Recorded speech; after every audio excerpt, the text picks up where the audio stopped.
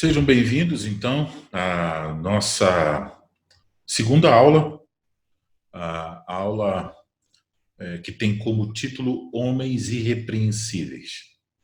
Então, espero que vocês que ainda não tenham participado, os que não participaram da primeira aula, espero que vocês tenham assistido ao vídeo que já foi disponibilizado no YouTube, no canal da Igreja Reformada de São Paulo, tá? E a mesma coisa com essa aula. Então, também isso é bom lembrar para que todos nós sejamos cuidadosos com aquilo que nós vamos falar, porque isso será compartilhado com pessoas que não estão nessa sala e não estão participando aqui da aula ao vivo, ok? Então, nós vamos começar com uma oração, rogando a bênção do nosso Deus para mais esta aula. Oremos, então. Ó Senhor Deus Todo-Poderoso, nós queremos te dar graças por mais um dia que o Senhor, na sua bondade, na sua misericórdia, nos concedeu. Te agradecer pela vida, pela tua providência que nos dá tudo que é necessário. Também queremos pedir perdão, Senhor, porque sabemos que nossos caminhos não são perfeitos e nós não conseguimos cumprir a tua santa e perfeita lei, tal como tu nos ordena. Então, pedimos perdão dos nossos pecados, confiantes em nosso Salvador Jesus Cristo. Também rogamos por essa noite, por essa aula, que o Senhor nos ajude para que tudo que nós fizermos aqui seja para a glória do teu nome e esteja fundamentado na tua palavra. Abençoa cada homem que está aqui, tendo interesse de aprender mais sobre o que a tua palavra diz sobre a masculinidade. Que o Senhor dê graça a cada um deles para que cresçam, para que ajudem seus irmãos, para que ajudem suas igrejas, para que o teu santo nome seja glorificado no meio do teu povo. Nós te oramos assim, em nome de Cristo. Amém. Muito bem, irmãos. Então, nós vamos usar basicamente a metodologia da última semana, em que eu falo e depois eu abro algum momento para perguntas e respostas, tá bom?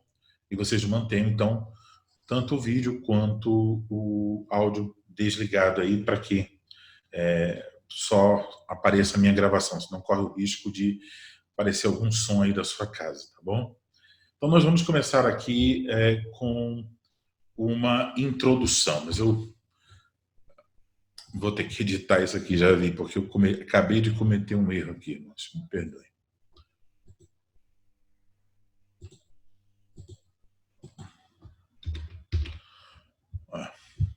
Peraí.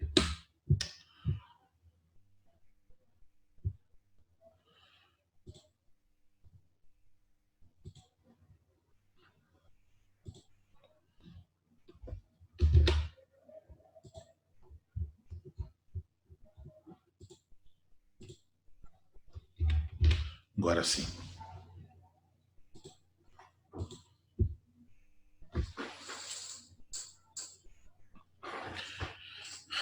Muito bem. Então,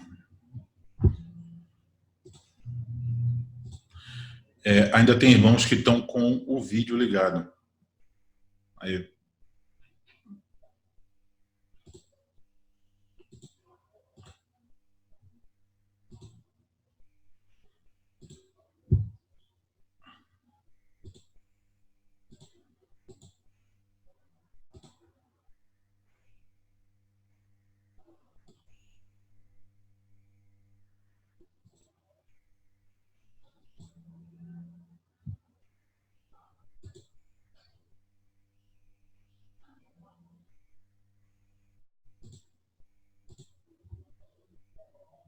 Ok.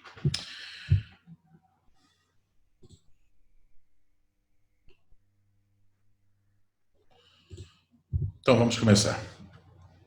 Então nós vamos começar com uma introdução. Então, na primeira aula, nós ouvimos que existe uma crise de liderança porque existe uma crise de masculinidade.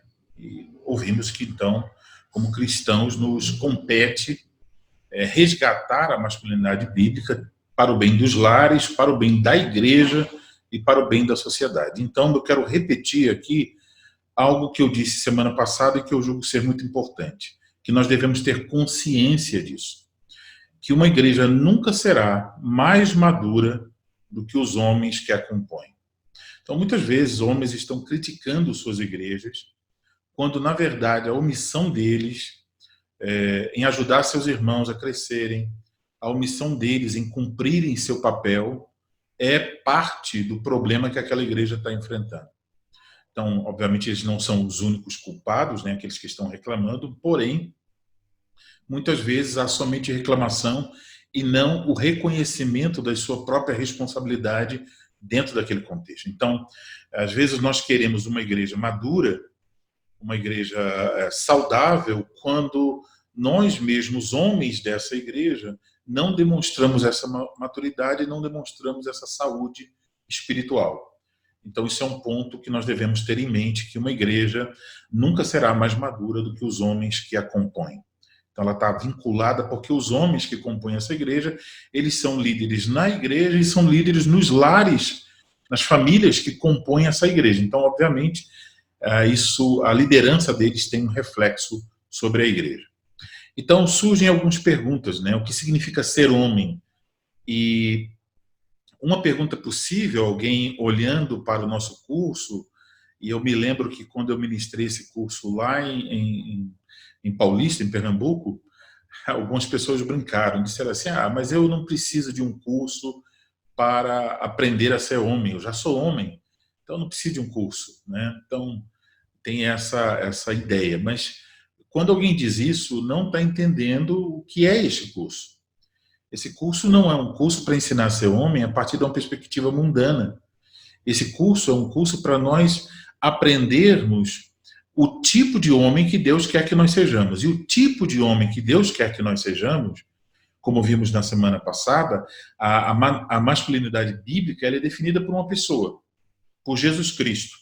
Então, ser um homem bíblico significa ser um homem parecido com Jesus, conforme nós vimos em Efésios 4:13, que os ministérios na igreja, os ministros, por exemplo, eles devem aperfeiçoar os santos para que os santos desempenhem o seu serviço para a edificação do corpo, até que todos cheguemos à varonilidade perfeita de Cristo Jesus. Então, aprender a ser um homem como Cristo, bom, isso é o que nós sempre precisamos aprender. E, na verdade, se nós pensarmos um pouco, toda pregação, todo estudo, toda conferência, toda visita pastoral, todo trabalho e ministério da igreja, ele acaba tendo vínculo com essa questão. Ou seja, tudo que nós estamos ouvindo, pregações, conferências, estudos, tem relação com o fato que são meios que o Espírito Santo usa para nos moldar conforme a imagem de Cristo. Então, o curso não deveria soar estranho, porque nós queremos ser parecidos com Jesus. Então, queremos saber que tipo de homem, conforme a Bíblia, é um homem que se parece com Jesus. Então, as aulas são um recurso para nós irmos nessa direção, mas é bom lembrar também o que foi dito na semana passada, o crescimento de um homem em maturidade, isso deve acontecer dentro do contexto da vida da igreja local, onde cada homem congrega. Então, é ali que ele deve crescer espiritualmente. Então, o nosso curso é apenas uma ajuda, um recurso a mais, mas não é, vamos dizer assim, você não vai ser um homem perfeito no final desse curso. Talvez você vai descobrir que você pode dar os primeiros passos até na vida da igreja para realmente crescer em direção a essa maturidade. Então, como nós observamos, nós poderíamos estudar sobre a masculinidade bíblica a partir de muitos textos, mas nós vamos fazer isso no nosso curso a partir de 1 Timóteo 3, versículo de 1 a 13, e Tito, capítulo 1, versículos 5 a 9. E a razão, apesar desses textos serem conhecidos como textos que se referem às qualificações para o presbiterato e diaconato, a razão é que, ao apontar as qualificações para presbiterato e diaconato, a Escritura nos mostra o modelo de um homem espiritualmente maduro. Então, esses textos, eles nada mais ensinam do que o que é um homem espiritualmente maduro. Ele é assim, e um homem espiritualmente maduro pode servir como oficial na Igreja de Cristo. Ou dizendo de outra forma, um homem que não evidencia essas qualificações, isso mostra que ele não é espiritualmente maduro. E se ele não é espiritualmente maduro, ele não pode, não deve servir como oficial na Igreja de Cristo. Então, essas passagens, elas mostram as qualificações necessárias para que um homem possa servir nos ofícios. Elas são requeridas dos oficiais da igreja, justamente porque elas descrevem um homem espiritual maduro. E se o homem não possui, isso evidencia que ele é imaturo. E em alguns casos até evidencia que ele não é uma pessoa salva, ele não tem o fruto do Espírito Santo em sua vida. Então, para servir em um dos ofícios, o homem deve ser qualificado, tal como lemos nesses textos. Agora, me parece que aqui há um declínio, e é um declínio que atinge os ofícios. Então, pense um pouco, quando há um declínio na masculinidade, obviamente, se nós precisamos de homens maduros para ocupar os ofícios, haverá também um declínio nos ofícios. Começamos a sentir falta de homens qualificados e começamos a escolher homens que não estão realmente qualificados para ocupar o ofício. Então, vejam a sequência do que geralmente acontece. Primeiro, nós deixamos de pensar que todos os homens deveriam ter maturidade espiritual, tal como descrita nessas passagens, 1 Timóteo 3 e Tito 1. Começamos a achar mais ou menos assim, não, isso aí não é os frutos que nós devemos ver na vida de todos os homens. Isso aí, apenas uns poucos homens muito especiais que possuem essas marcas, essas qualificações. Então, homens que realmente têm um chamado para ser pastor, para ser presbítero, para ser diácono. Então, isso não é para todos os homens. Então, começa o declínio aí. E aí admitimos para nós mesmos uma masculinidade que não se fundamenta nas Escrituras. Depois, a consequência seguinte é que nós passamos a admitir homens desqualificados nos ofícios. Então, quando nós começamos a reduzir a importância dessas evidências na vida de um homem maduro, começamos então a admitir homens que não são tão maduros assim. A próxima consequência é que nós começamos a permitir que pessoas realizem um trabalho inerente aos ofícios, mesmo sem ter o ofício. Então, isso é um erro muito comum e, infelizmente, a gente encontra esse erro em todo canto. Mas veja, Deus ordenou na igreja que haja, então, ministérios, ofícios, são ofícios ordenados. Então, Deus requer para que alguém ocupe esses ofícios, que preencha essas qualificações e que, além disso, a pessoa tenha o chamado de Deus, a vocação. Essa vocação, como nós sabemos, ela é interna e externa. Interna quer dizer que o homem, ele entende, ele percebe, ele ouve o chamado de Deus para servir. E externa significa que a igreja vê essas qualificações e vê esse chamado de Deus para a vida desse homem. Então, esse homem é submetido à prova, porque é o que a Escritura ordena. Por exemplo, lemos sobre isso em relação aos diáconos. Ele é submetido à prova. Isso não é só para os diáconos, porque também diz que o presbítero não deve ser neófito. Então, requer-se um tempo em que esse homem esteja sob análise sobre diversos pontos do caráter dele e também sobre, no caso dos presbíteros, a sua capacidade e aptidão para ensinar. Então, ele deve conhecer a Bíblia. Então, deve-se observar esse homem, ele deve ficar, a igreja deve ficar de olho nele. Então, ele é reconhecido como alguém que tem qualificação, ele é escolhido para a igreja para servir e é feita a imposição de mãos. Quer dizer que Deus mesmo promete capacitar esse homem no cumprimento do seu ofício. Então, quando nós reduzimos o valor das qualificações, nós reduzimos também o valor dos ofícios. E o resultado é que qualquer pessoa, mesmo sem o ofício, pode cumprir todas as coisas do ofício simplesmente se alguém convidar. Quando acontece isso, o próximo passo é esse aí. Nós começamos a admitir que para servir no ofício não precisa ser um homem. As mulheres podem servir nos ofícios. Porque se nós não estamos dando a mínima para as qualificações, se qualquer pessoa pode cumprir as designações do ofício sem ter o ofício, e sem ter o chamado da igreja para fazer aquilo, simplesmente porque o pastor quer ou admite que a pessoa faça, então não fica uma coisa como se fosse realmente um chamado, não tem um chamado, não tem uma vocação de Deus por meio da igreja, mas tem a interpretação de um pastor ou de alguém, diz, não, eu acho que fulano pode fazer isso, fulano pode fazer tal coisa, então começa a haver essa disseminação, né, e esse declínio a respeito dos ofícios, das qualificações, e aí qualquer pessoa pode, no final, ocupar o ofício. Então, se você está olhando para esse quadro e pensando em algumas coisas bem evidentes que você talvez conheça, você começa a entender que a culpa não é exatamente quando pessoas lá no número 4 estão dizendo mulheres podem ocupar os ofícios, mulheres podem pregar. A culpa, o problema não está aí, o problema começa muito antes, quando nós realmente não estamos olhando para a masculinidade de uma forma correta e não estamos escolhendo homens devidamente qualificados. Então, aqui é bom também observar que há um vínculo entre o papel da igreja no mundo e a escolha de oficiais na igreja.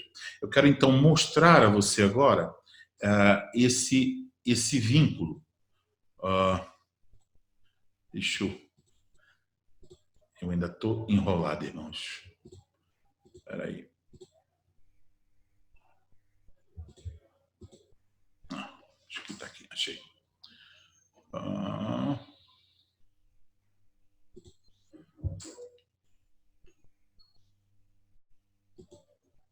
Vamos para o Logos. Foi.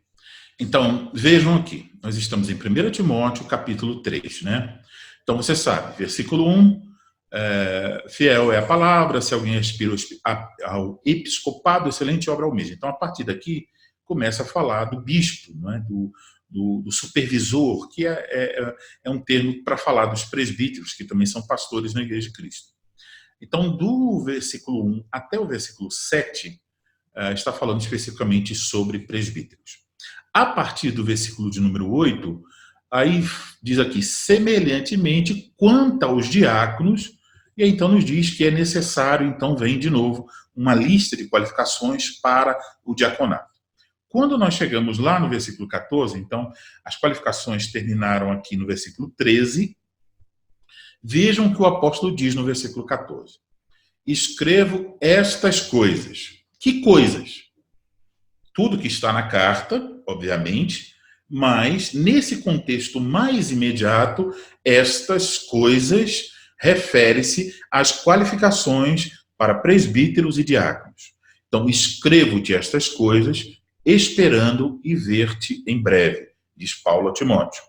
Aí ele diz, para que se eu tardar, fique ciente de como se deve proceder na casa de Deus, que é a igreja do Deus vivo, coluna e baluarte da verdade. Então, observe, ele diz, eu escrevo essas coisas, qualificações para os ofícios, para dizer a Timóteo, para Timóteo estar ciente de como se deve proceder na casa de Deus. E aí, ele diz que a casa de Deus é a igreja do Deus vivo, e depois diz que a igreja do Deus vivo ela é coluna e baluarte da verdade. Esses dois termos têm a ver com sustentar e promover a verdade no mundo. Então, Deus usa a igreja para sustentar a verdade no mundo, para proclamá-la, para promovê-la. Então, que verdade? nesse contexto mais imediato, fica claro, evidentemente, grande é o mistério da piedade. Aquele que foi manifestado na carne, foi justificado em espírito, contemplado por anjos, pregado entre os gentios, crido no mundo, recebido na glória. Então, a verdade aqui é a respeito de Cristo, é a respeito do Evangelho. Então, a igreja tem que sustentar, promover, defender essa verdade diante do mundo. Mas notem que há um vínculo entre esse papel da igreja, de sustentar a verdade como coluna e baluarte da verdade, e o que ele acabou de dizer. Ou seja, as qualificações necessárias para que alguém sirva como presbítero e diácono na igreja de Cristo. Então, como se deve proceder na casa de Deus tem a ver com as qualificações, coluna e baluarte da verdade tem a ver com o papel da igreja no mundo, e isso tem a ver com a verdade a respeito de Cristo Jesus. Vamos voltar lá para o nosso slide.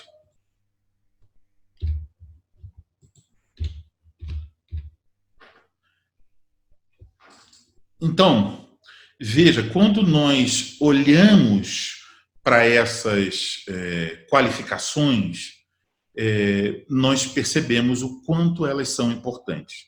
Porque o que nós estamos percebendo ao olhar para 1 Timóteo, capítulo 3, versículo 14 em diante, é que a escolha de oficiais qualificados é uma coisa tão importante para promover a verdade que nós devemos reconhecer que isso é mais importante do que os seminários, que os cursos sobre apologéticas, que conferências ou outros eventos. Porque se nós falhamos nesse fundamento, o resto fica comprometido. Então, não estou aqui falando para desmerecer seminário, cursos de apologética, conferências ou outros eventos. Estou querendo dizer que se nós falhamos nesse fundamento, essas outras coisas que devem contribuir para o bem da igreja não têm efeito. Por exemplo, uma igreja pode ter um seminário com um prédio maravilhoso, com salas maravilhosas, com um site maravilhoso. Mas se essa denominação começa a ter muitos homens dentro da denominação que são desqualificados, é claro que com o tempo esses homens vão esmorecer na defesa, promoção da verdade dentro daquela igreja, e aí o que vai acontecer é que o seminário vai se tornar um seminário liberal, um seminário que vai perder a sua identidade bíblica. Então, se falhamos na escolha de oficiais, isso tem uma consequência sobre o papel daquela igreja diante do mundo. Então, se nós olhamos para essas qualificações de 1 Timóteo 3 e Tito 1, nós podemos aprender, então, duas coisas aqui. Nós podemos aprender o que significa, ou melhor, como nós devemos escolher oficiais. Então, isso não é o objetivo do nosso curso, mas eu espero que o curso contribua, que vocês que estão participando do curso ao vivo e os demais que ouvirão essas aulas, que no final cada um possa entender que na hora que a igreja estiver em um processo para a escolha de oficiais, e aqui vale ressaltar isso, né, que o modelo bíblico é esse, né? Os oficiais são escolhidos pela igreja, ainda que o conselho e os presbíteros devem supervisionar o processo, mas a escolha ela é feita pela igreja. Então, quando essas escolhas são feitas, elas devem ser feitas dentro de uma perspectiva que leve em conta as qualificações bíblicas. Homens desqualificados não devem servir. Então, se você entende mais sobre isso, você está mais apto a ajudar a sua igreja na escolha de homens qualificados. Mas um outro ponto é que também olhar para essas qualificações, vendo que elas são marcas, evidências na vida de um homem espiritualmente maduro, nós também vamos aprender que tipo de homem nós devemos ser em Cristo Jesus. Então, isso é, até o momento, a nossa introdução, relembrando o que a gente aprendeu semana passada e colocando alguns pontos novos aí na nossa introdução. Então, vou olhar aqui. Participantes? Ok. Então, alguém tem alguma dúvida? Se você tem uma dúvida, pode abrir o seu microfone e fazer a sua pergunta.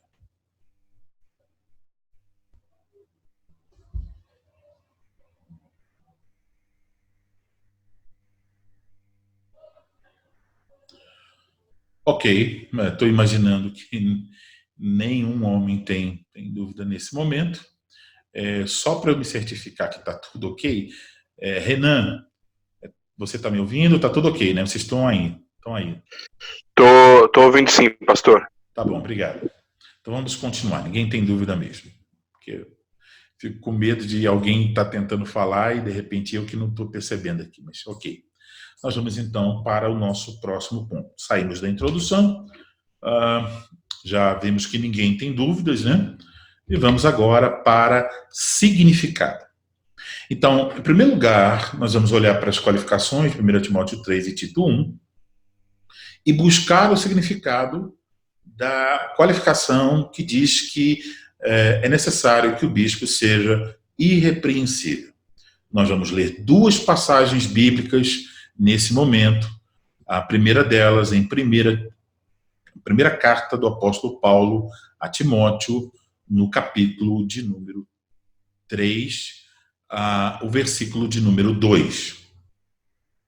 Então diz assim: é necessário, portanto, que o bispo seja irrepreensível. Então, o bispo, presbítero, pastor, ele deve ser irrepreensível. Agora, quando nós olhamos lá no versículo de número 10, também fala sobre os diáconos. Falando sobre os diáconos, diz: também sejam estes, os diáconos, né, primeiramente experimentados e, se mostrarem irrepreensíveis, exerçam o diaconato. Então, eles não exercem o diaconato para se tornarem irrepreensíveis. Eles exercem o diaconato se eles já forem irrepreensíveis. Então, também se requer dos diáconos que sejam irrepreensíveis. O outro texto que nós temos é Tito, capítulo 1, versículo 6. Está falando sobre os presbíteros. Eu vou ler o 5 e o 6. Por esta causa te deixei em Creta, para que pusesses em ordem as coisas restantes, bem como em cada cidade constituísses presbíteros conforme te prescrevi. Alguém que seja, e aí então temos a primeira qualificação, alguém que seja irrepreensível. Agora note, observe o versículo 7. Porque é indispensável, note, sempre essa ênfase, é necessário, é indispensável. Então eu fico pensando, como é que nós podemos querer ser mais sábios do que Deus, imaginando que seja dispensáveis essas qualificações? Quando o Espírito Santo nos diz, é indispensável que o bispo seja, e aí de novo temos a palavra irrepreensível, e aí diz, como despenseiro de Deus. Então ele deve ser irrepreensível como despenseiro de Deus. Então, o que nós podemos notar aqui? Primeira coisa, então temos esses textos, né? 1 Timóteo, capítulo 3, versículos 2 e 10, o 2 é a respeito dos presbíteros, o 10 é a respeito dos diáconos, e Tito, capítulo 1, versículos 6 e 7, a palavra irrepreensível aparece nos dois versículos.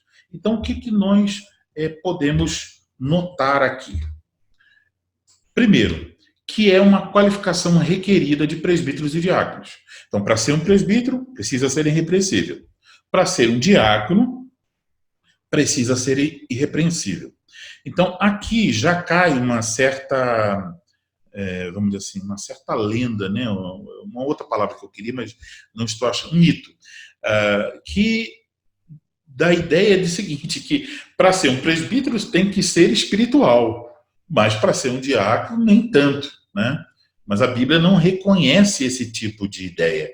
Para ser um presbítero, você precisa ser espiritualmente maduro. E para ser um diácono, você precisa ser espiritualmente maduro. A única coisa que difere primeiro, as coisas que diferem primeiro no âmbito do ofício, são ofícios diferentes, e no âmbito das qualificações, requer-se do presbítero que seja apto para ensinar, e não se requer isso do diácono, ainda que ele deve ser alguém que ame a doutrina, né? E que seja fiel à doutrina, mas não se requer que ele seja capaz de ensinar. Então, observe, essas qualificações são requeridas dos ofícios. Então, para ser um ministro da palavra, um presbítero, um diácono, alguém deve ser irrepreensível. Uma das razões porque às vezes as pessoas imaginam que não devemos ser tão cuidadosos nas qualificações com os diáconos é que algumas pessoas veem o ofício diaconal como se ele fosse inferior ao ofício de presbítero, o que, de novo, é um erro, né?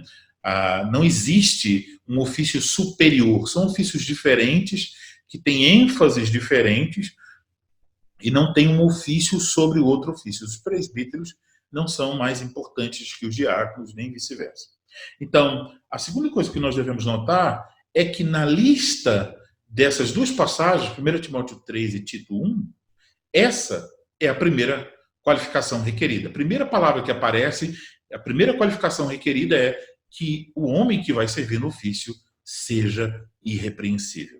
Então, podemos concluir daí que o homem de Deus, espiritualmente maduro, ele deve ser um homem irrepreensível. Agora, surge então a dúvida: o que significa ser irrepreensível? E aqui eu quero destacar que nos textos que nós lemos, né, são 4 versículos aí, nós temos 2 palavras gregas, que nós vamos então identificá-las. Então, 1 Timóteo 3, versículo 2, temos uma palavra grega lá. E 1 Timóteo 3, versículo 10, temos uma outra palavra grega, que também se repete em Tito, capítulo 1, versículos 6 e 7. Então, nós vamos olhar para essas palavras e aprender um pouco sobre elas. Então, em 1 Timóteo, capítulo 3, versículo de número 2, nós encontramos a palavra anepilemptos. Então, essa palavra é um adjetivo, né? Significa literalmente aquilo que não pode ser agarrado.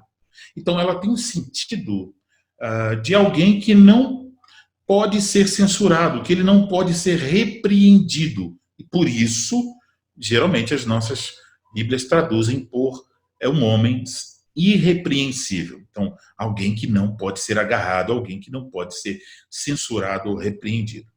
É importante observar que esse adjetivo ele aparece 3 vezes no Novo Testamento. Tá? Então, ele aparece aqui, 1 Timóteo 3,2, referindo-se ao presbítero, né? Ele aparece em 1 Timóteo 5,7 e também em 1 Timóteo 6,14. Então, aqui já fica claro que é um termo exclusivo de Paulo e exclusivo da sua carta, a sua primeira carta a Timóteo. Então, vamos dar uma olhada nessas passagens que eu acabei de mencionar aqui. Então, a primeira delas é 1 Timóteo, capítulo 5, versículo de número 7. Então, diz assim: prescreve, pois, estas coisas para que sejam irrepreensíveis. Então, temos aqui a mesma palavra que está lá em 1 Timóteo, capítulo 3, versículo 2, falando dos presbíteros. Aqui, no caso, o termo está sendo usado para quem? Fica aqui, ó, muito claro. Está falando sobre as viúvas. Então, prescreve, pois, essas coisas para que sejam irrepreensíveis. Então, dando orientações de como Timóteo deveria instruir as viúvas na igreja para que elas fossem irrepreensíveis. A outra passagem que nós vamos olhar é 1 Timóteo, capítulo 6, versículo 14. E aqui Paulo está falando com Timóteo, são as palavras finais da carta, né? Vamos ler a partir do 12. Então ele diz a Timóteo: combate Não, vamos começar do 11. Ele diz assim no 11: Tu, porém, ó homem de Deus, foge destas coisas. Antes, segue a justiça, a piedade, a fé, o amor, a constância e a mansidão. Então, ele encoraja Timóteo, como homem de Deus, a ter certos frutos em sua vida. Combate o bom combate da fé, toma posse da vida eterna, para a qual também foste chamado, e de que fizeste a boa confissão perante muitas testemunhas. Exorto-te perante Deus, que preserva a vida de todas as coisas, e perante Cristo Jesus, que diante de Pôncio Pilatos fez a boa confissão, que guardes o mandato imaculado, irrepreensível até a manifestação de nosso Senhor Jesus Cristo. Então, observe, aqui de novo a palavra irrepreensível, a mesma que foi usada lá em 1 Timóteo 3, 2. Então, irrepreensível aqui é uma referência ao ofício, ao trabalho, ao mandato de Timóteo como um pregador, como um ministro da palavra, como um pastor da Igreja de Cristo. Então, ele deve se manter firme, ele deve cumprir integralmente esse serviço. Lá na segunda carta, ele diz algo com palavras muito parecidas, né? Quando ele diz pregue a palavra, ele conjura Timóteo diante de Cristo Jesus, que há de vir julgar os vivos, para julgar os vivos e os mortos. E aqui ele diz algo bem, bem perto, né? Que guardes o mandato imaculado e irrepreensível até a manifestação de nosso Senhor Jesus Cristo. Então, concernente ao ofício que Timóteo deveria desempenhar, ele não deveria deixar nenhuma brecha para ser repreendido por alguma razão. Então, essa é a primeira palavra que nós temos quando se trata do termo irrepreensível. Ela aparece em 1 Timóteo 3,2, ela aparece também em 1 Timóteo 5,7 e 1 Timóteo 6,14. Termo irrepreensível, que aqui o termo grego anepilemptos significa aquilo que não pode ser agarrado. Isso é o sentido literal, né, do termo. Agora vamos para a segunda palavra. A segunda palavra, ela aparece em 1 Timóteo 3,10, falando dos diáconos, e em Tito 1, versículos 6 e 7, falando dos presbíteros. É também um adjetivo, e é o adjetivo anenkletos. Então, literalmente significa não chamado. Então, isso significa que o significado que temos aqui é aquele que não pode ser chamado para prestar contas. Ou seja, alguém livre de acusação.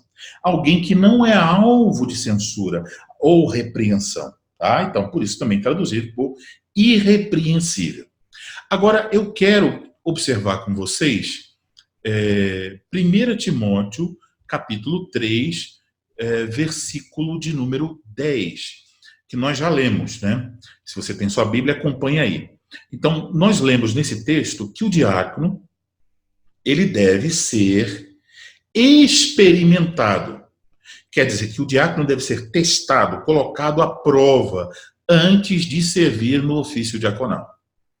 Então, após o teste, o candidato ao diaconato deve ser achado irrepreensível. Ou seja, ele deve estar acima de qualquer reprovação ou acusação. Então, como os candidatos ao diaconato, eles devem ser experimentados, o texto não diz, ele não especifica, dizendo, olha, ele deve ser experimentado de tal forma. Mas isso certamente envolve o tempo. Lá em 1 Timóteo 5,22, Paulo diz a Timóteo que Timóteo deveria ter cuidado para não impor as mãos precipitadamente. Então, alguém para chegar no ofício, isso não deve acontecer assim de uma hora para outra, de forma precipitada. Isso tem que ter realmente um tempo. Aquela pessoa deve ser reconhecida, a igreja deve ter tempo para avaliar, provar. Então, um exemplo disso, né?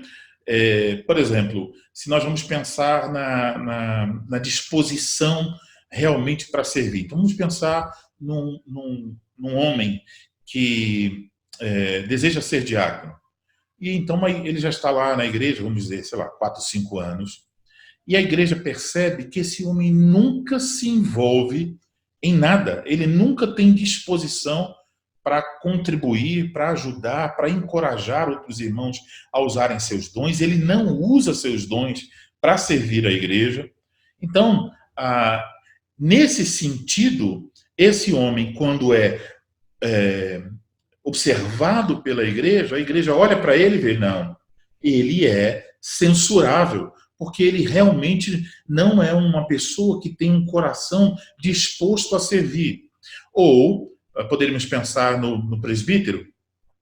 Então, a igreja percebe esse homem, olha, ele dá bons estudos, ele fala muito bem, ele é muito eloquente, mas veja, esse homem é um homem que facilmente se irrita. Então, no decorrer da vida da igreja, em momentos fora do culto, em conversa com os irmãos, a igreja percebe, ele tem um problema nessa área, que ele tem que ainda resolver esse problema, ele tem que se arrepender e corrigir esse caminho. Então, a igreja prova e percebe, ele não está qualificado, ele não pode servir no momento, porque depois ele pode, talvez, se arrepender e resolver essa questão, então ele pode, em outro momento, servir a igreja, se Cristo chama para servir. Então, uma das maneiras que eu acho que é possível, e veja, não estou dizendo que o texto está ordenando isso, tá? Mas o texto fala sobre experimentar, né?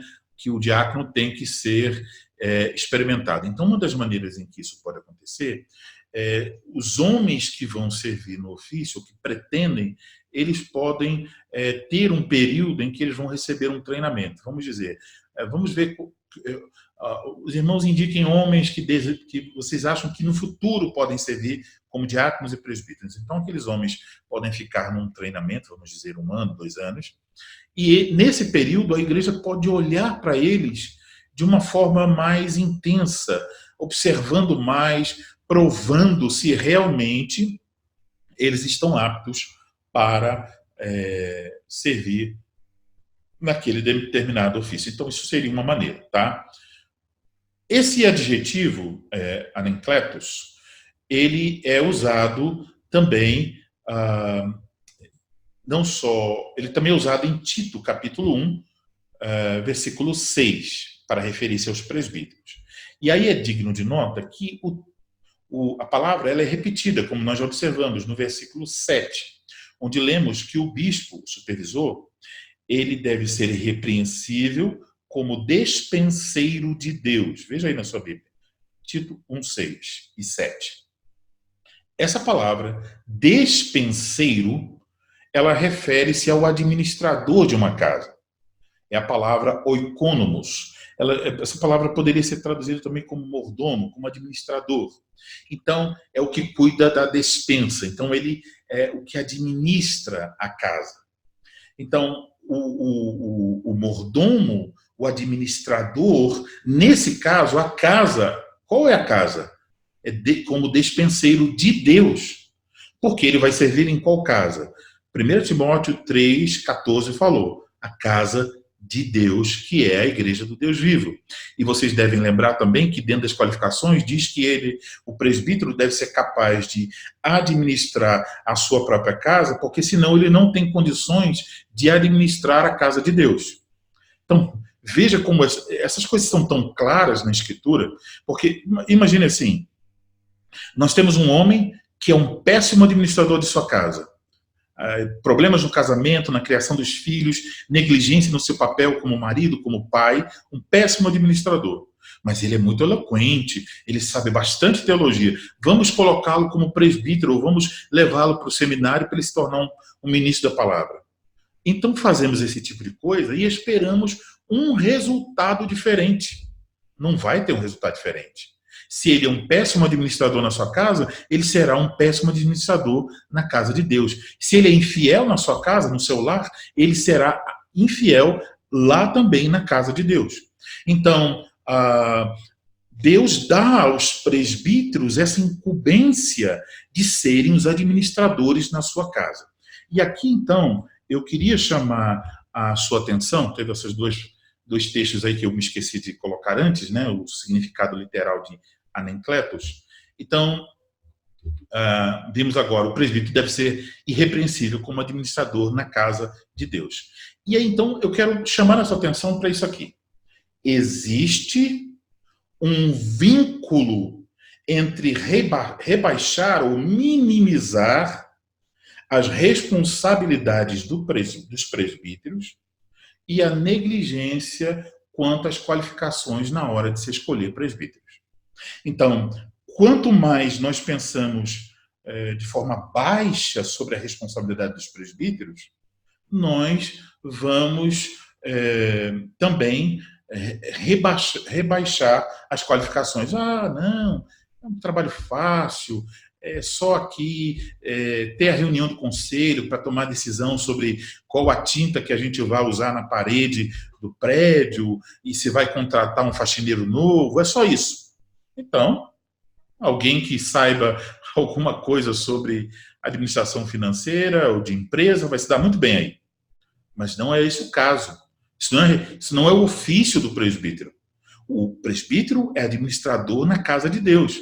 Ele tem responsabilidade sobre as almas, pastoreio, que é o que a Bíblia ensina, e ele tem responsabilidade sobre a doutrina. Então, aquilo que o ministro prega, por exemplo, é de responsabilidade dos presbíteros da igreja.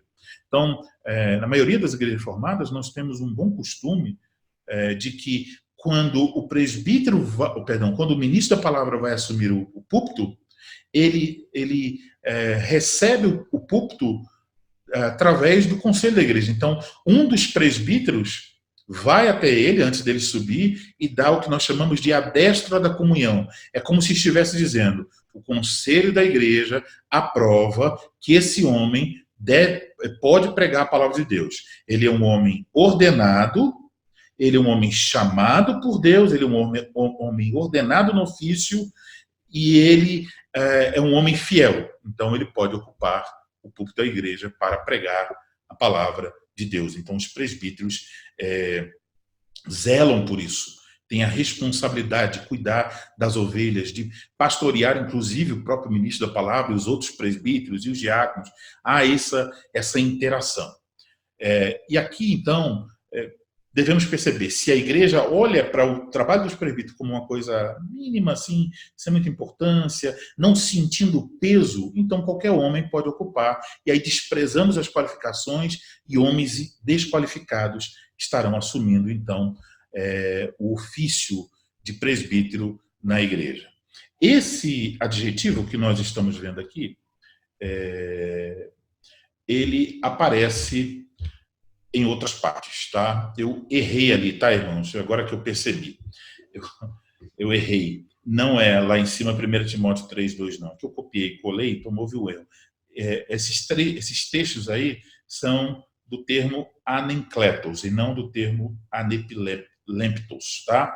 Então, anencletos é o termo aí que está em 1 Timóteo 3:10, Tito 1, versículos 6 e 7. Aparece também em 1 Coríntios 1:8 e Colossenses 1:22. Então, ele aparece 1, 2, 3, 4, 5 vezes no Novo Testamento. Vamos olhar para 1 Coríntios, capítulo de número 1, versículo de número 8. Tá?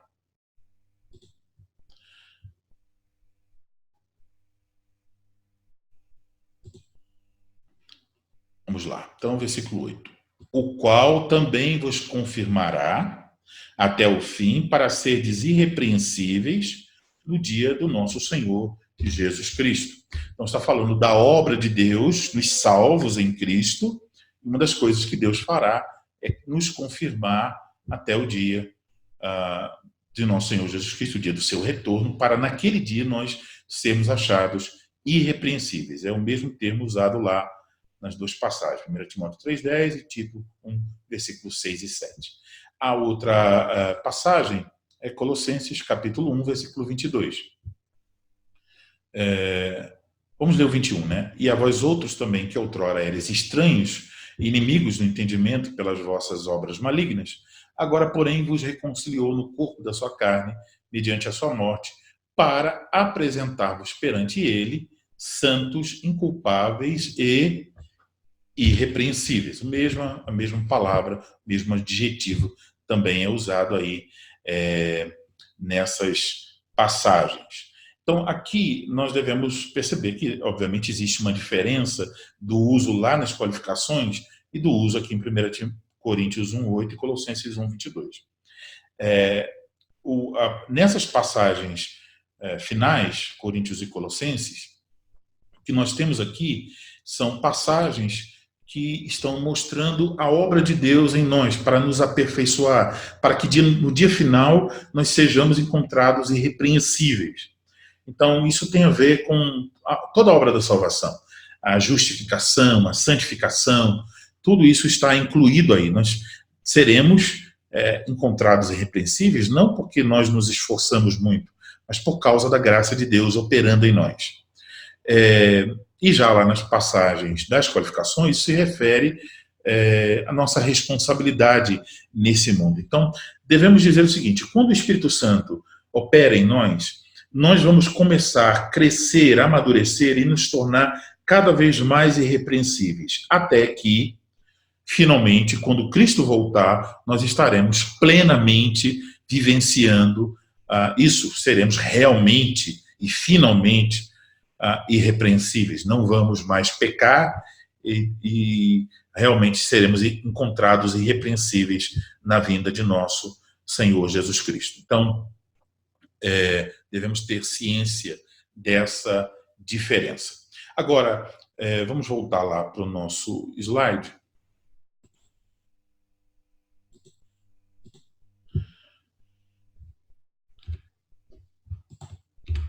Se nós perguntamos agora no que o homem deve ser irrepreensível.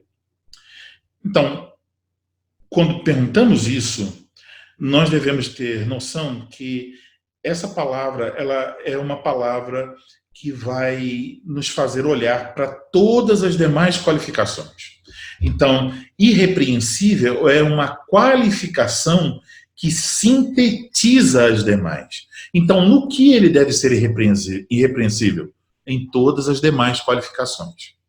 Então, por exemplo, uma das qualificações que nós lemos, que o homem deve ser marido de uma só mulher. Quando nós chegarmos nessa qualificação, eu vou explicar, mas agora, em resumo, significa que ele deve ter no seu coração, na sua mente, o amor, a dedicação e os pensamentos apenas para uma mulher. Então, um homem que é alvo de censura, por exemplo, por conta de pornografia, ou por conta da sua atitude em relação a outras mulheres, ele é reconhecido como mulherengo. Vamos supor, homens da igreja já chegaram a ele e disseram: irmão, seu comportamento é um pouco estranho. Quando às vezes a gente sai, percebe que o irmão fica olhando de uma forma estranha, que parece que o irmão está cobiçando as mulheres que passam, principalmente as mulheres que passam com roupas mais desnudas e tal. Então, alguns homens já andaram repreendendo, chamando atenção, chamando arrependimento esse homem, e ele é conhecido e ele não liga, ele brinca com isso, ele até se diverte, ele faz piada, como se, irmão, isso é normal, eu sou homem e tal. Então, ele é um homem repreensível nesse quesito. Então, obviamente, ele não pode servir como um oficial na Igreja de Cristo. Então, irrepreensível pode ser visto como um tipo de subtítulo para todas as demais qualificações. As outras qualificações descrevem como ele deve ser irrepreensível. Agora, observe o seguinte: a ênfase aqui está na reputação.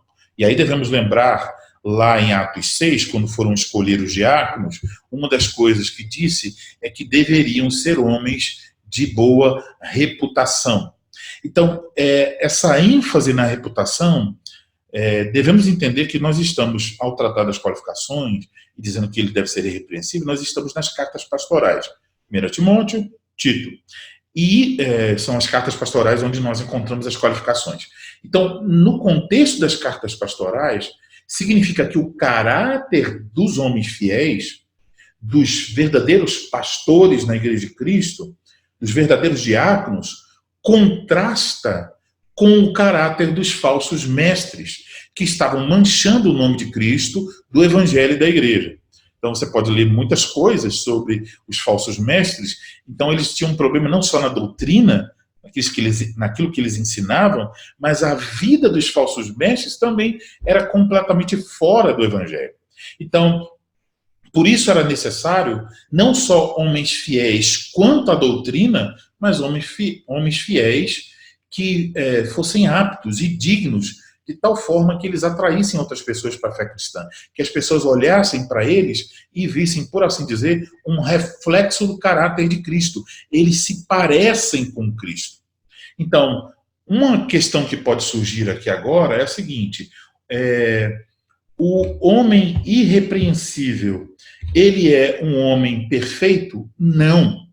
Ele não é um homem perfeito. Então, o que ele é? Então, eu coloquei da seguinte forma: se ele erra, ele admite o erro. Se ele peca, ele confessa o pecado. Se ele deve algo, ele acerta as contas. Se ele ofende, ele restaura o relacionamento. Devemos lembrar aqui da passagem de Provérbios, capítulo 28, versículo de número 13. O que encobre as suas transgressões jamais prosperará, mas o que as confessa e deixa alcançará misericórdia.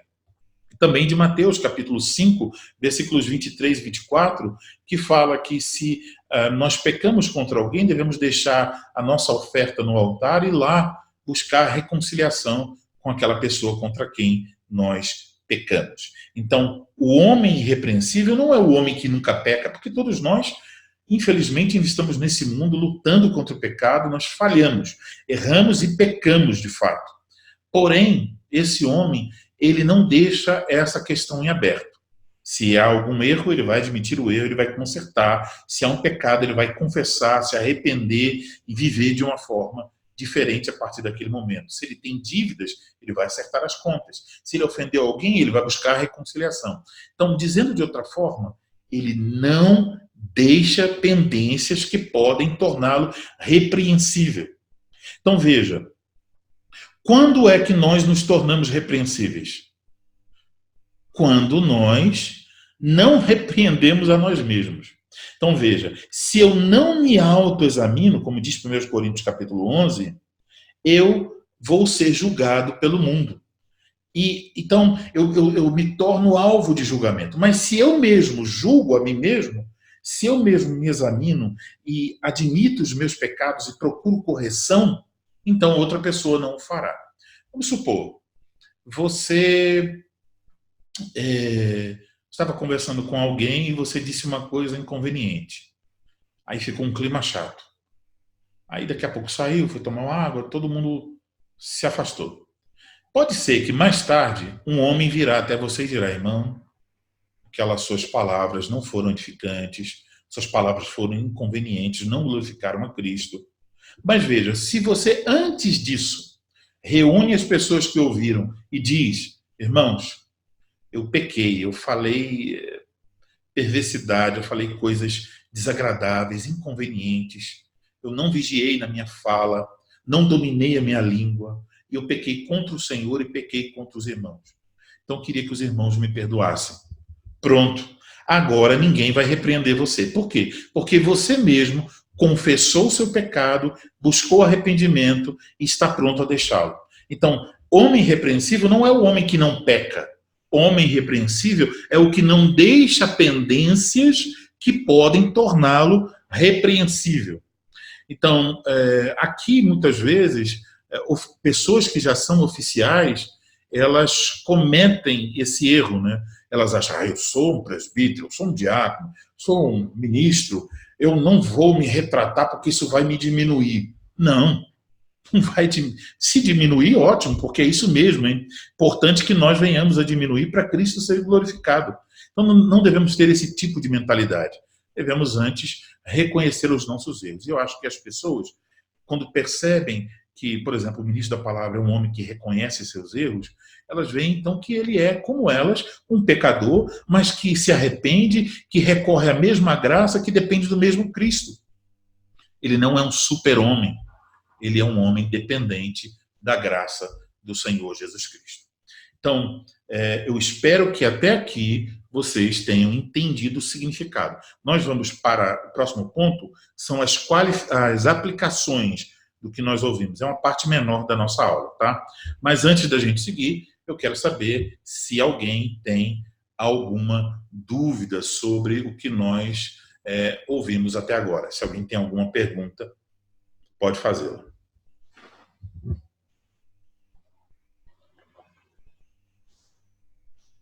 Acho que o Renan, né? Ele está com a mãozinha levantada. Sim, dá para me ouvir, né, pastor? Dá. Como é que... Eu não pergunto especificamente em relação às igrejas reformadas, mas como tratar um homem que foi ordenado, que recebeu a imposição de mãos e que a igreja posteriormente percebeu ser repreensível? Então, sujeito a diácono, presbítero, e agora nós percebemos certos traços da personalidade, dos atos dele, que o tornam repreensível. Como que nós podemos entender essa situação? Ok, Renan, obrigado pela sua participação. Pode mutar aí o seu microfone. O caminho, Renan, é o mesmo para qualquer outro homem. O caminho deve ser o caminho de Mateus 18. Então, respeitosamente, porque esse homem já tem um ofício, né? Tal como um filho falaria com seu pai, nós devemos ir a ele e dizer: meu querido irmão, com tristeza que eu tenho observado tal coisa, e me parece que é isso, e tem essa questão aqui na sua vida, e conversar com ele sobre isso. Se fica claro que é isso, e talvez ele até reconheça, né? Dizer: irmão, que caminhos você pretende para mudar isso? Você está arrependido? Você quer ser diferente desse caminho que você tem seguido? E como você vê a sua posição como presbítero e esse problema que você tem em sua vida? Não seria talvez melhor o irmão pedir para estar afastado do ofício por um tempo, para lidar com isso? Ou o irmão mesmo deixar o ofício, já que isso é uma coisa que perdura por muitos anos e até agora o irmão continua no mesmo erro, no mesmo pecado, e chamar o irmão ao arrependimento. Obviamente isso é algo difícil, isso deve ser feito com sabedoria, paciência, humildade e com muita gentileza, com amor. Não é para chegar com golpes de karatê. Porém, mesmo você falando com todo cuidado, é possível que esse homem se sentirá profundamente ofendido, e se ele tem um ofício, pode ser que ele vai usar isso contra você. Bom, se ele vai fazer isso, você tem que sofrer as consequências da sua fidelidade, né? É muito bonito ver lá, ler os pais da igreja e saber: morreu comido pelo leão, que maravilha. Mas a gente não aguenta nem uma pancada, né, na vida da igreja, que alguém nos critica ou fala, a gente já está fugindo. Então, você vai lidar. Se ele não ouve, se ele mostra sinais de que deseja se arrepender, então tente ajudá-lo, tente encorajá-lo e fique de olho. Se ele não ouve, se ele não se arrepende, então deve ser chamado uma outra pessoa, testemunha. Nesse caso, deveria ser chamado, eu aconselharia outro presbítero da igreja. Um ou dois outros presbíteros. Tá? E deixar claro, que esse encontro, essa conversa, não é para eles falarem com você. Eles podem fazer isso em outro momento. Mas é um momento para você exercer Mateus 18. Então, você vai falar tudo o que você deseja, repetir as primeiras palavras, e aí, se os presbíteros vão ouvir, eles poderão dizer: bom, realmente o irmão tem razão. Realmente é isso. Ou eles vão partir para um tipo de corporativismo e defender aquele homem que está no pecado, que está desqualificado para o ofício, que é uma coisa muito comum se a igreja já vinha errando nesse processo, porque então provavelmente os outros homens podem estar desqualificados em outras coisas, talvez não tão claras. Isso pode acontecer. Não é sempre, não estou dizendo que todo caso é assim, mas pode. Então, de novo, você vai ter que suportar as consequências. Pode ser que os presbíteros que ouviram, que foram testemunhas, vão lhe repreender e vão atacar você. Então, pode ser que em determinado momento você vai concluir, bom, nessa igreja aqui não tem a disciplina bíblica. Porque uma pessoa que peca pode continuar vivendo pecado mesmo se ela for um presbítero. Então, o próprio conselho admite às vezes e não trata. Então, você tem algumas opções, né? Uma das opções seria você realmente levar isso para instâncias superiores. No caso de uma igreja que tem essas instâncias aí. Então, no caso das igrejas reformadas, um recurso que o membro tem é pedir conselho ao que nós chamamos de visitadores eclesiásticos, que são ministros de outras igrejas que são designados de tempos em tempos. Quando alguém tem alguma dúvida, pede conselhos a eles sobre como proceder. Então, pode apelar contra o conselho por não estar tratando, aí isso vai para o conselho para ser tratado. Tá?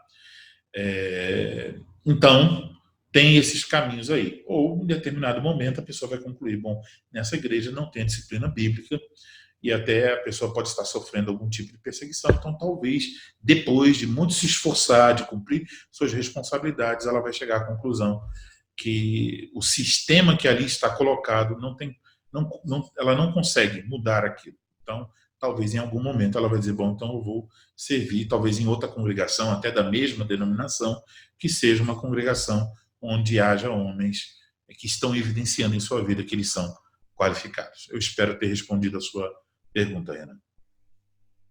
Se sim, tira a sua mãozinha daí. Ou então pode fazer outro complemento à sua pergunta.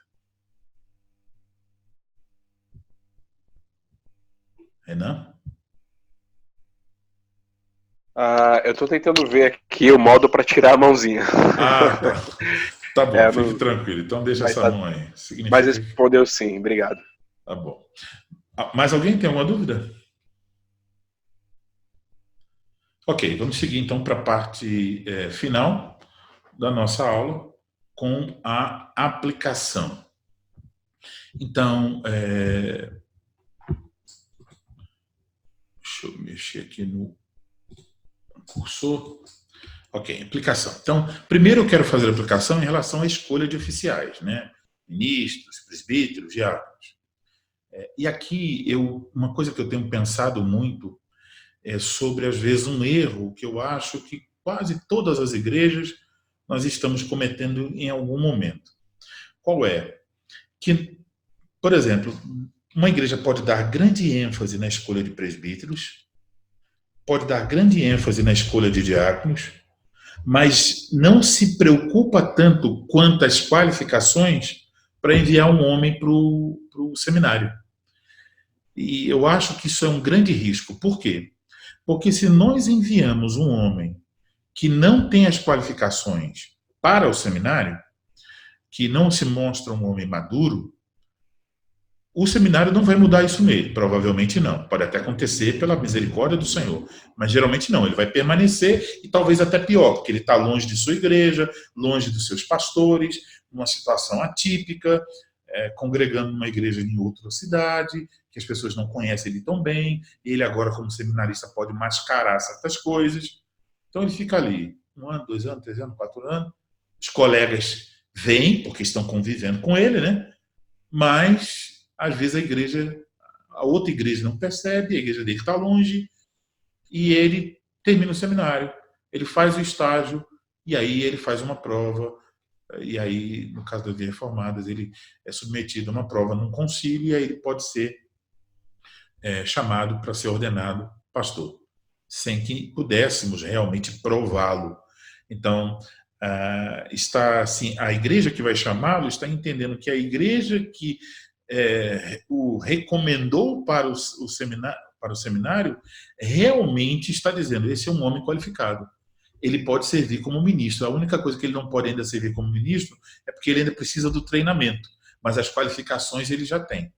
Porque, do caso contrário, nós corremos um grande risco de termos um número de ministros que são homens que conhecem a teologia, sabem grego e hebraico, leem muitos livros, têm uma grande biblioteca, lê em inglês, lê em espanhol, pode ler até em latim, mas a vida, realmente as qualificações, às vezes é um homem iracundo, às vezes é um homem que tem outras fraquezas, outros pecados que vão ser danosos à Igreja de Cristo. E um homem assim, por exemplo, um ministro assim, ele nunca vai se esforçar para ensinar a igreja sobre as qualificações bíblicas para a escolha de presbíteros e diáconos.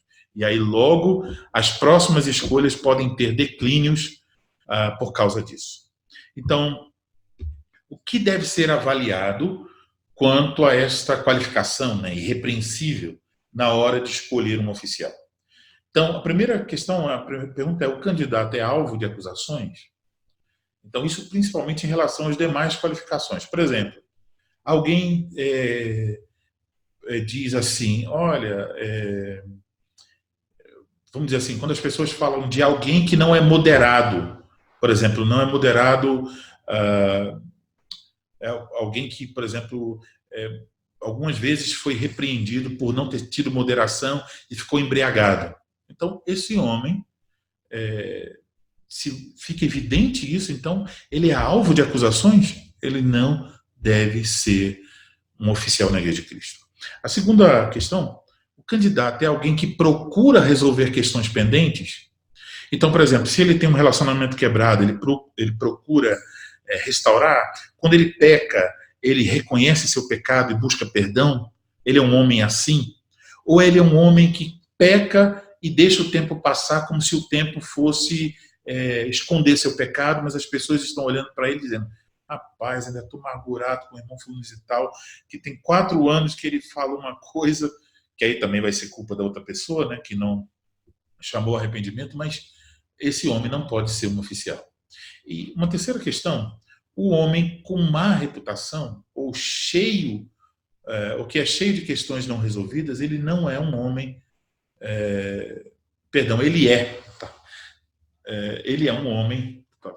Ele é um homem repreensível, né? Não, peraí. Ele não está certo. Ele não é um homem repreensível, ele é repreensível. Então ele não deve servir como oficial na Igreja de Cristo. Alguém que tem má reputação não pode servir na Igreja de Cristo porque ele é um homem repreensível, tá? Agora vamos pensar sobre a masculinidade bíblica, aplicando o que nós aprendemos aqui.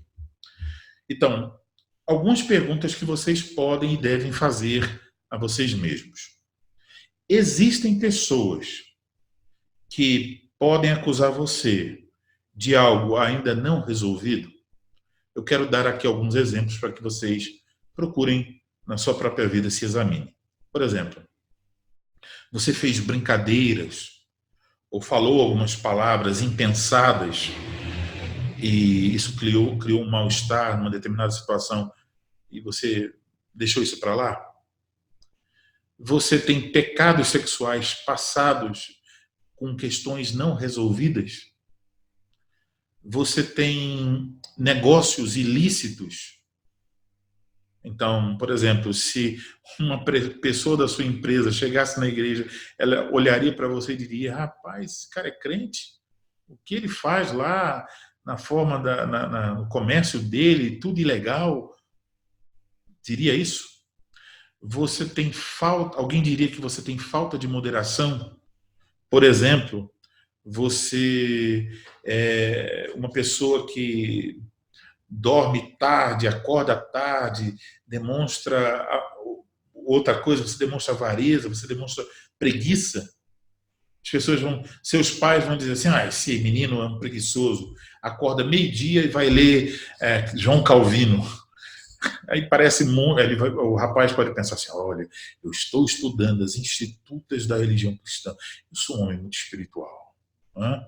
Mas as pessoas estão dizendo: ele é um preguiçoso, então ele pode ser repreendido. Esse homem nunca deveria ir para o seminário e nunca deve servir no ofício. Tem uma reputação suspeita, as pessoas falam dele assim, ele parece que é um homem mulherengo, o jeito dele, as palavras dele, ele tem uma ética questionável, ou uma linguagem obscena, ou talvez facilmente se entrega à ira, a contendas, tem mágoas não resolvidas. Um outro erro comum, falta de palavra.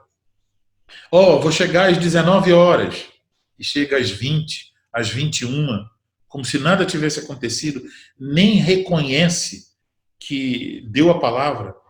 Então, se você pode ver esse tipo de coisa em sua vida, que você está fraquejando, pecando nessas áreas, e você não mostrou arrependimento, você não buscou as pessoas envolvidas para reconhecer seu pecado e realmente consertar isso, então, se essas pessoas têm alguma coisa que elas podem acusar você, da qual você ainda não se arrependeu, então você é um homem repreensível. Então tem dois caminhos para lidar com coisas pendentes. Se você tem coisas pendentes em sua vida, tem dois caminhos. O primeiro caminho é o caminho de você pedir. Os dois caminhos são caminhos de arrependimento, tá, irmãos?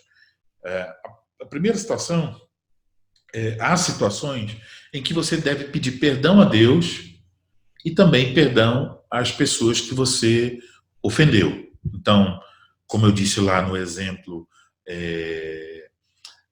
da pessoa que falou coisas inconvenientes, ele chama essas pessoas de volta e aí então ele pede perdão.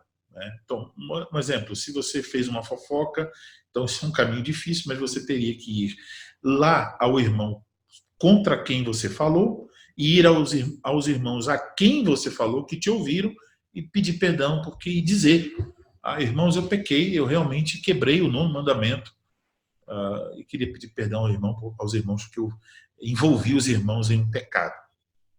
Então, às vezes isso é necessário. Eu já tive que fazer isso, eu pequei contra o 9º mandamento, eu percebi isso, eu me envergonhei disso, então eu fui até a pessoa de quem eu falei e fui às pessoas que me ouviram para pedir perdão e dizer não outra coisa, senão o pecado. Dizer qual era o pecado. Eu disse, irmãos, eu pequei contra o 9º. Eu falei da reputação do meu irmão sem a presença dele e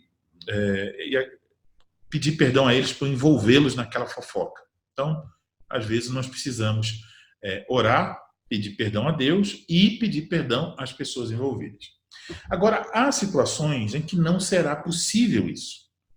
Então, se você quer ter paz na sua consciência, você pode pedir perdão somente ao Senhor Deus. Mas quando é possível resolver com as pessoas, você deve fazê-lo. Vamos lembrar aqui de Romanos, capítulo 12, versículos 17 e 18. Não torneis a ninguém mal por mal, esforçai-vos por fazer o bem perante todos os homens.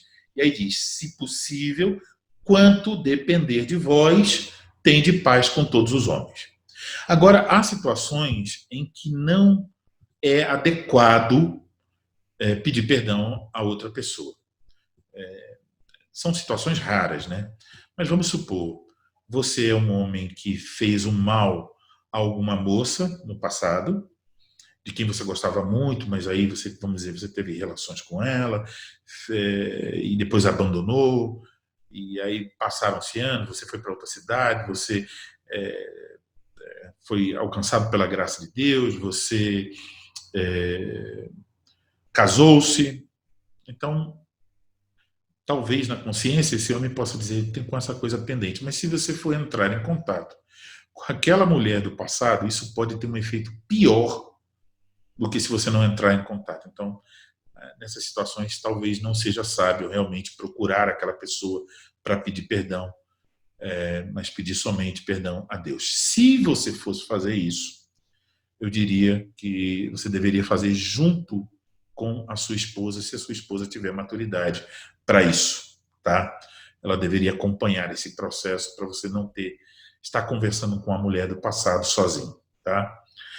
Outro ponto que eu quero destacar aqui é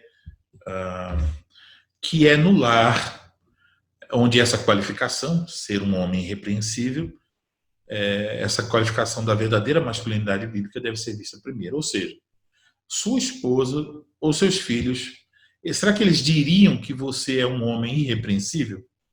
Ou na sua família há várias coisas que a sua esposa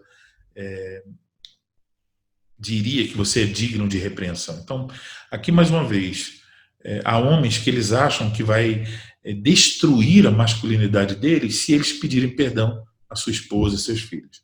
Quando, na verdade, faz parte da masculinidade bíblica resolver essas questões. Então, por exemplo, eu posso me lembrar que algumas vezes na minha vida eu tratei minha esposa de um modo totalmente inconveniente, eu me entreguei à ira, falei coisas que não deveria, falei alto, pequei, e meus filhos ouviram isso. São 4 homens que estão aprendendo como tratar uma mulher, né?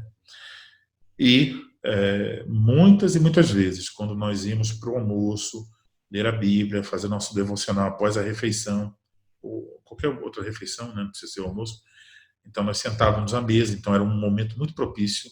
Então eu dizia, meus filhos, eu quero que vocês ouçam o que eu vou dizer agora. Então eu me dirigia à minha esposa, reconhecia meu pecado, como eu fui bruto, como eu fui ignorante, como eu pequei, como eu lidei com aquilo que ela fez de uma forma errada, não bíblica, e como eu extravasei ira e falei coisas inconvenientes e agi de uma forma totalmente diferente de Cristo.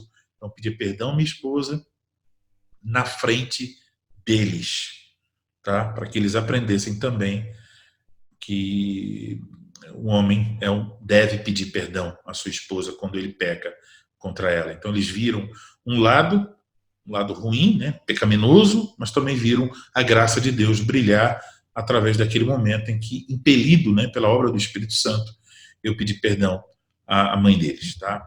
Então é bom que no lar nós possamos evidenciar isso também, não deixar coisas pendentes dentro da relação da família. Agora, se você é solteiro, então a pergunta é: seus pais, seus irmãos, ou até seus amigos, eles vão olhar para você e vão dizer que você é um homem irrepreensível? Então, é muito triste quando nós temos pessoas que outras pessoas olham para ela e dizem: aquele rapaz, aquilo é só problema. Aí elas às vezes não falam mais nada, mas elas estão querendo dizer: olha, aquele é um homem que tem uma lista de coisas que ele poderia se tornar repreensível. Então, isso é muito feio. Então, que um rapaz solteiro, ele também deve ter consciência disso. Ele já deve seguir pelo mesmo caminho de ser um homem irrepreensível. Se você é rapaz e toda hora está levando repreensão dos seus pais, dos seus irmãos, dos seus amigos, dos pastores da igreja, então você não está num bom caminho. Você é um homem repreensível. E se você estuda teologia, eu diria, continue com os livros, nunca entre no seminário, porque enquanto você for repreensível, você não pode ser um ministro, um servo na casa de Deus. Um outro ponto, para nós concluirmos, é que um homem só pode ser irrepreensível em Cristo. Por quê? Porque como nós somos pecadores, nós precisamos constantemente nos arrepender dos nossos pecados, colocar a nossa confiança em Cristo, que pagou por todas as nossas dívidas. Tá? Então, novamente, nós devemos recorrer à obra de Cristo a nosso favor, nos arrependendo e tendo a certeza que o sangue de Jesus Cristo nos purifica de todo pecado. Então, só podemos viver irrepreensíveis obtendo o perdão dos pecados em Cristo Jesus. Então, em Cristo, nós podemos reconhecer os nossos pecados, nós podemos prestar contas das nossas atitudes, pensamentos, motivações que estejam em desacordo com a palavra de Deus. Desculpe. Agora, em Cristo, também nós podemos viver de um modo digno da vocação para a qual nós fomos chamados. Então, como eu disse semana passada, se um homem não depender de Cristo, ele não pode ser como Cristo. Então, devemos seguir por esse caminho de sermos homens irrepreensíveis. Isso só é possível colocando toda a nossa confiança em Cristo Jesus. Mas havendo colocado nossa confiança nele, Dependendo da obra dele, nós devemos lutar, recorrendo à graça de Cristo, para viver uma vida irrepreensível. E, de novo, devemos dizer que isso não tem a ver com ser um homem perfeito. Tá? Algumas coisas para vocês pensarem. Primeiro, na lista de qualidades, né? Botei qualidades aí, mas na lista de qualificações de 1 Timóteo 3, de 1 a 7, quais são suas maiores deficiências? Você diria que talvez, eu sou um homem extremamente iracundo, eu tenho que controlar a minha ira, a minha raiva, eu facilmente sou pavio curto. Ou tem outras coisas que você realmente vê que constantemente nessas coisas você é repreensível. Então, pense sobre isso. Segunda coisa, que pecados lhe impedem de ser considerado um homem irrepreensível? Quais são esses pecados que estão aí atormentando sua vida, impedindo você de ser um homem irrepreensível? Você precisa lidar biblicamente com esses pecados. Terceiro ponto. O que você tem feito para se tornar irrepreensível nessas áreas? Então, você reconhece que tem certas áreas que você tem mais deficiências, mas você está fazendo alguma coisa a respeito? Está aprendendo, estudando, orando, se aconselhando com homens mais velhos? O que você está fazendo? Em quarto lugar, há algo pendente ou aberto em sua vida que o torna repreensível? Então, olhe agora para a sua vida. Pense assim, tem um pecado que eu não confessei e isso me tornaria repreensível? Tem um relacionamento quebrado que eu não busquei restauração? Tem uma dívida que não foi saldada, que eu tenho que resolver isso? Tem qualquer coisa na minha vida que está pendente sem resolver porque eu fui negligente? Então, se você quer ser um homem irrepreensível, você tem que tratar dessas questões. Eu quero concluir, tá? Então, na minha conclusão, irmãos, eu quero dizer que, como nós temos visto, o homem irrepreensível ele não é um homem perfeito, um homem que nunca peca. Mas observe, ele é um homem que leva o pecado a sério. Um homem que vive em arrependimento. Um homem que não deixa pontas soltas, coisas pendentes. Ele trata os seus pecados e os pecados dos outros à luz da Bíblia. Então, se nós queremos nos tornar homens cada vez mais maduros, homens biblicamente qualificados, homens que se parecem com Jesus, eu diria uma das primeiras coisas que nós precisamos fazer é limpar o terreno, tirar da nossa vida todas as pendências, eliminar todas as pontas soltas, os motivos que levam as outras pessoas a nos repreenderem. Então você tem que começar por aí. Você não deve ser um homem covarde, um homem que foge de lidar com as coisas. Quebrou um relacionamento, eu não tenho coragem de falar com aquela pessoa. Então você não pode casar. Né? E se você casou, então você deve ter dificuldades também no seu casamento, porque um homem que não tem coragem de lidar com o pecado, do seu pecado e o pecado de outras pessoas, ele vai ter dificuldade de viver o casamento, porque o casamento é o casamento de dois pecadores. Todo o tempo você vai estar lidando com os seus pecados e o pecado da sua esposa. Então, um homem de verdade não negligencia as suas obrigações. Ele cumpre seu papel, ele vai lá e elimina as pendências para não se tornar um homem repreensível. Eu espero que vocês tenham entendido o significado do que realmente, né, significa ser um homem irrepreensível e como vocês devem vivenciar essa qualificação bíblica, que é a qualificação de um homem espiritualmente maduro. Tá? Dúvidas? É a hora, é a última, acabou a aula, né? Então, esse é o último momento para perguntas. Alguém tem dúvidas? Então, pode perguntar.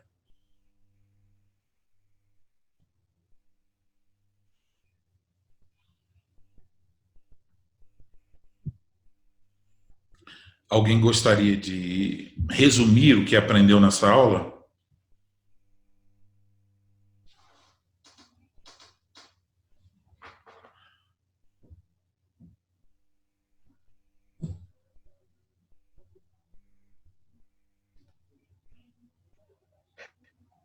Ah, Sim, Renan? bom, não sei se a Gurimon ia falar, né? Mas esperei um tempo. Ah, bom, um resumo desta aula que eu achei muito boa, excelente mesmo, graças a Deus. E obrigado, pastor Elenay, por se comprometer. É de que, levando em consideração aquelas características que Paulo aponta em 1 Timóteo, também na sua carta a Tito, o homem deve ser repreensível em relação àquelas questões. Isto é, fazendo sempre uma análise da sua vida e, caso encontre alguma falha, ele mesmo ativamente pede perdão, corrige os seus atos e o modo como tem vivido e pede perdão ao Senhor e também às pessoas envolvidas no seu pecado. Esse é um homem irrepreensível, não porque ele não peca, mas porque, ao corrigir-se, ao julgar a si mesmo, ele não entra em juízo. E o segundo ponto, também bem resumido e muito importante, é de que nós somos todos, podemos ser repreensíveis em Cristo Jesus apenas. Irrepreensíveis. Foi isso que eu disse? Que eu falei? Porque cortou então, desculpe. Isso, irrepreensíveis em Jesus apenas. Certo. Muito obrigado, Renan. Alguém gostaria de comentar alguma coisa sobre a necessidade de se observar essa qualificação na escolha de oficiais? Vocês notaram aquele vínculo entre o papel da igreja e a escolha de oficiais? Então, se falhamos aí, há um declínio.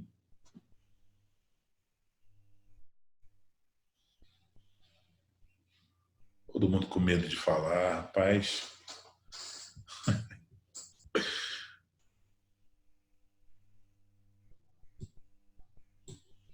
Ok, irmãos, então ninguém mais quer falar. Eu vou concluir mostrando só aqui a bibliografia, tá? Eu, quando comecei a estudar esse tema sobre masculinidade e as qualificações bíblicas, eu encontrei um livro chamado Homem Nota 10. Eu comprei, até nem vi o que tinha no livro, eu comprei só porque eu estava juntando material sobre masculinidade. E depois descobri com alegria que esse livro é um livro que trata sobre as qualificações, falando delas em vínculo com a masculinidade, tá?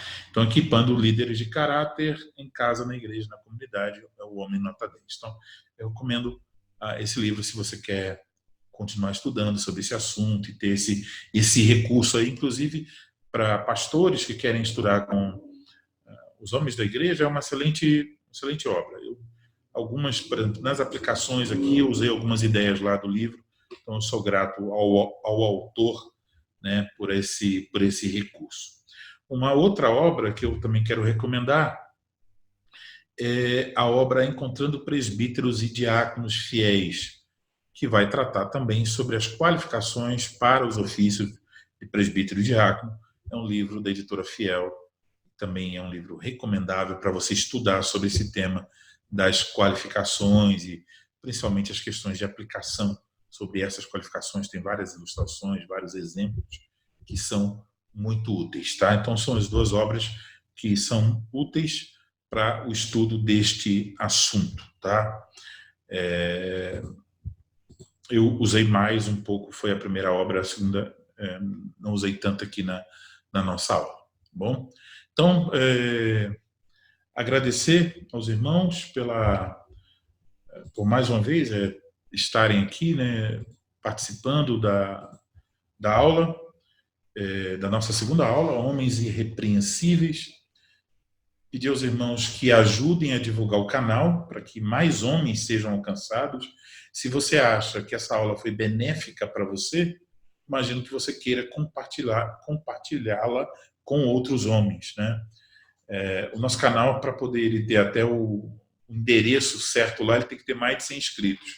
Nesse momento tem 19, então está um pouquinho longe ainda. Então, por favor, ajudem a divulgar. Daqui a uns dias essa aula vai estar disponível também lá no canal, tá? Nós vamos encerrar agora com uma oração, agradecer ao Senhor Deus por esse momento que nós tivemos, pedir ao pastor Abner Campos que nos dirija em oração.